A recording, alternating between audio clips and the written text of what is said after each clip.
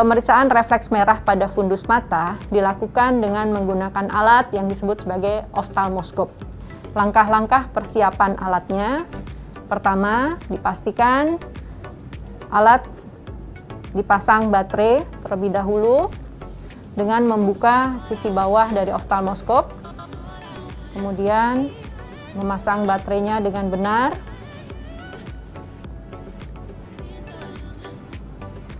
Kita pastikan oftalmoskop ini bisa dihidupkan dengan menggeser on-off-nya di sisi pemeriksa. Ya, dilihat cahaya bulat sempurna dengan intensitas yang cukup terang. Oftalmoskop terdiri dari dua sisi, yaitu sisi pemeriksa. Ada dua lubang terlihat, yaitu lubang untuk mengintip di sisi atas dan lubang yang ada angka-angkanya, yang kita bisa ubah angka tersebut dengan memutar aperture di sisi oftalmoskop, baik kanan maupun kiri. Pastikan angka di lubang sisi bawah di angka 0. Kemudian sisi pasien, ya, nanti pasien sebisa mungkin melihat ke arah cahaya.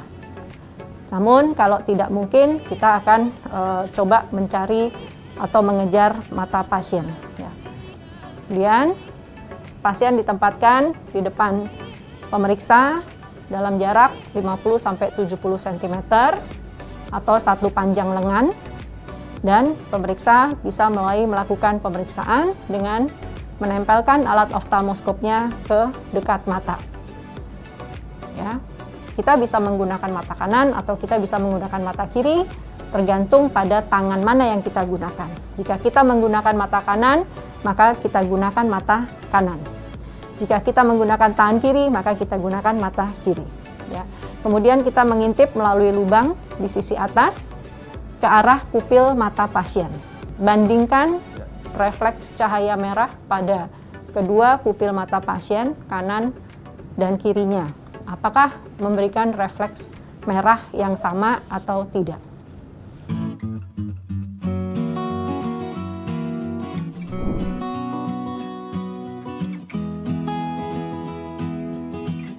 Setelah kita lakukan pemeriksaan mata pada anak yang kita screening, di mana pemeriksaannya terdiri dari adakah mata juling dengan menggunakan senter, kemudian melakukan pemeriksaan bagian luar dari matanya, apakah ada mata merah, mata menonjol, atau manik mata putih. Dan juga kita lakukan pemeriksaan refleks merah fundus. Ya.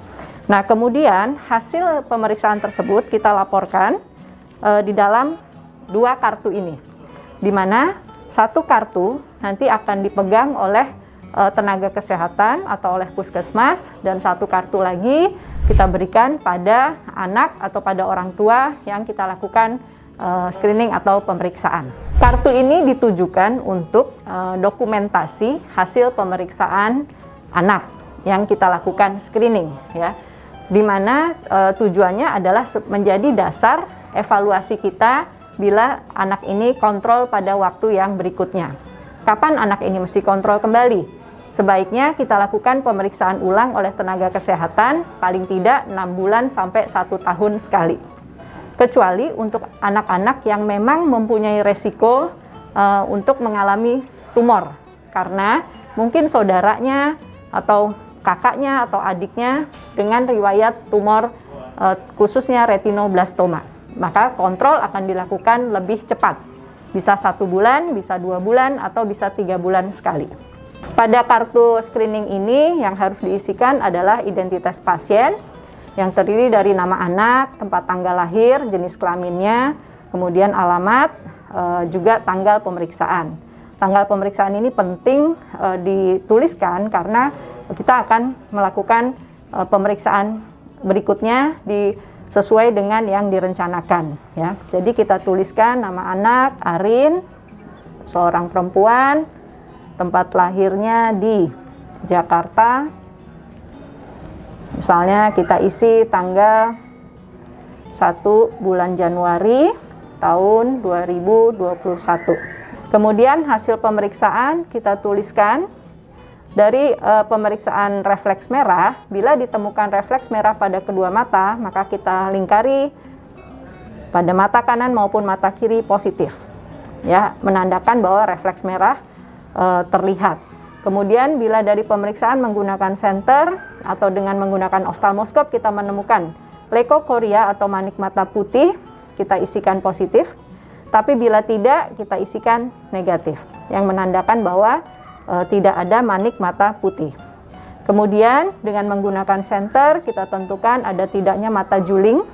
Bila tidak ditemukan mata juling, maka kita isikan negatif pada kedua mata. Apakah ada mata terbenam atau tampak mata yang lebih kecil? Bila tidak, kita isikan negatif juga, ya. Dan apakah ada mata merah atau tidak? Ya, jika kita tidak temukan mata merah, maka kita isikan negatif juga, ya. Nah, dari semua hasil pemeriksaan ini kita tidak temukan kelainan atau dalam kata lain matanya dalam kondisi normal. Kita silang di kotak mata yang normal, ya.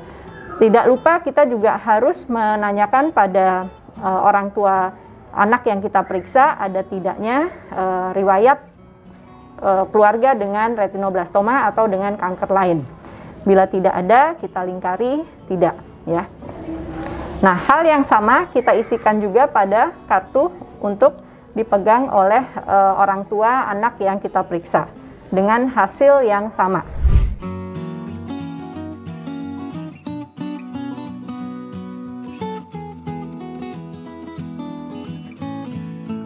Dan pada halaman belakangnya sama, kita tuliskan nama pasiennya, ya, secara lengkap agar tidak tertukar dengan anak lain, ya, dan tuliskan tanggal pemeriksaannya. Dan kesimpulan dari pemeriksaan yang ada ini, pada subjek yang kita periksa tidak ditemukan kelainan, ya. Kemudian kita tuliskan juga tempat pemeriksaan dan nama pemeriksa.